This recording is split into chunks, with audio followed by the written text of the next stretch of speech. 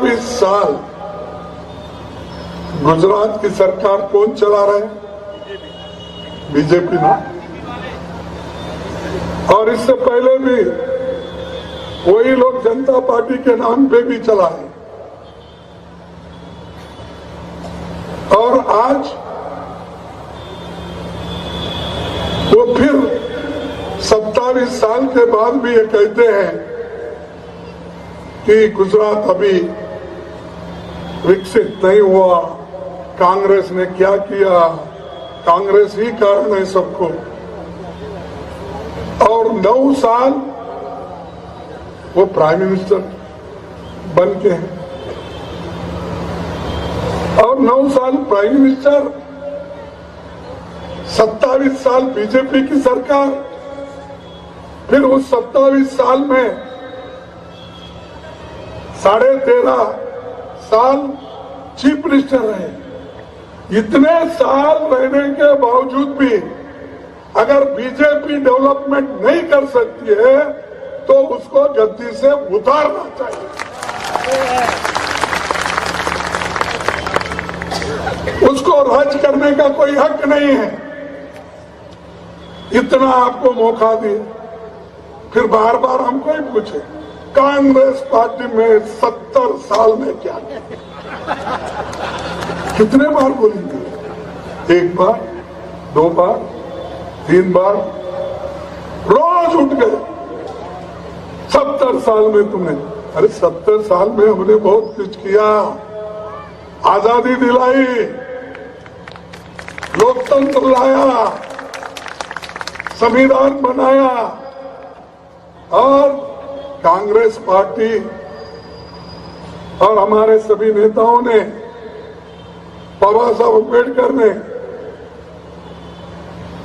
दूसरे देशों में महिलाओं को वोट का अधिकार लोकतंत्र में नहीं था, लेकिन यहां पर जिस दिन संविधान राष्ट्रपति को सौंपा गया उसी दिन महिलाओं को वोट का अधिकार दिया गया।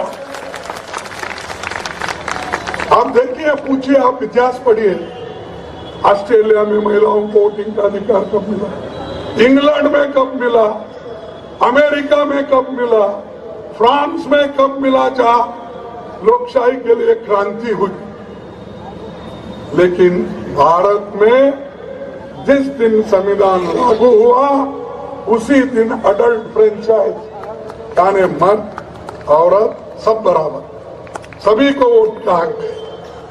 इतना ही नहीं, जो गरीब से गरीब आदमी, सफाई कर्मचारी को भी एक ही वोट, और इस देश के प्रधानमंत्री को भी एक ही वोट और उसकी कीमत एक ही रहेगी।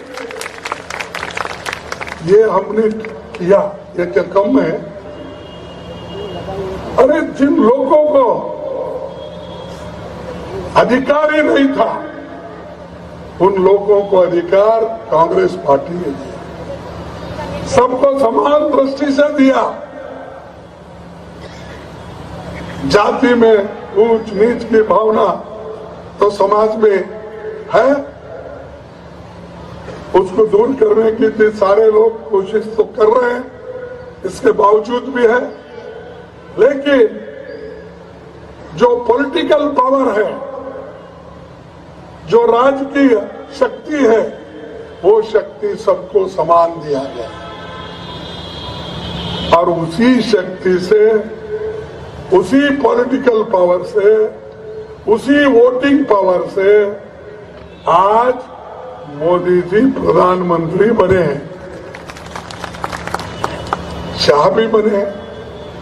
उनको कैसा मैं भूल सकता हूं कि वो साथी रहे थे। तो ये बात मैं क्यों कह रहा हूं कि कांग्रेस के बार बार मत छेड़ो, क्योंकि आप छेड़ते गए तो फिर आप आरएसएस के, बीजेपी के भेद निकालते जाए।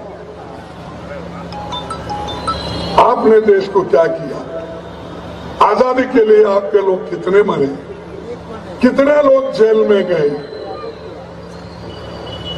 दो उसका हिसाब। और कितने प्रोजेक्ट आपने बनाए, कितने पंचवार्षिक योजना में हमने बड़े बड़े hospitals, engineering college, medical colleges और आईआईटी, ऐसे सब कुछ हमने बनाए। ये सब हमने बना के दिया। लेकिन आप आने के बाद एक नया मेडिकल कॉलेज भी नहीं है सरकारी,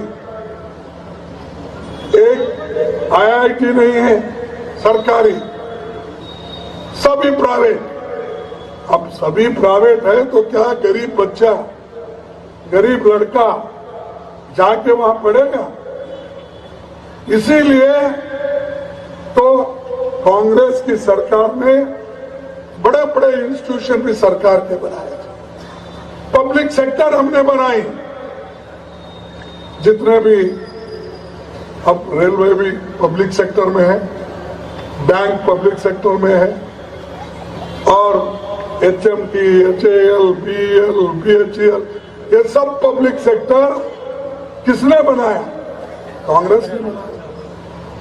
और आज उन सेक्टर में से कईयों कारखाने एक एक करके बेच रहे हैं।